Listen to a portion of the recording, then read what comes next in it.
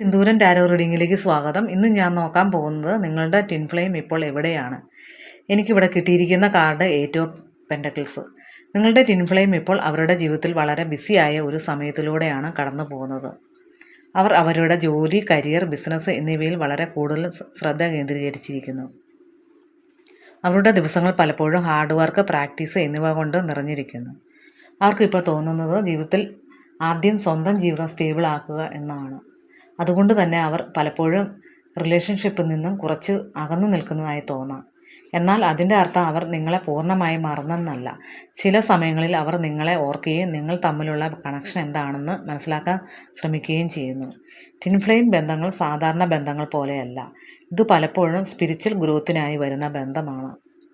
Universe നിങ്ങളോട് പറയുന്നത് നിങ്ങളുടെ എനർജി പോസിറ്റീവായി സൂക്ഷിക്കുക. ചില ബന്ധങ്ങൾ സമയമാകുമ്പോൾ അൺഎക്സ്പെക്റ്റഡായി റീകണക്റ്റ് ചെയ്യാറുണ്ട്. എല്ലാവർക്കും എൻ്റെ ഈ വീഡിയോ ഇഷ്ടപ്പെട്ടെങ്കിൽ like and share, subscribe. Thank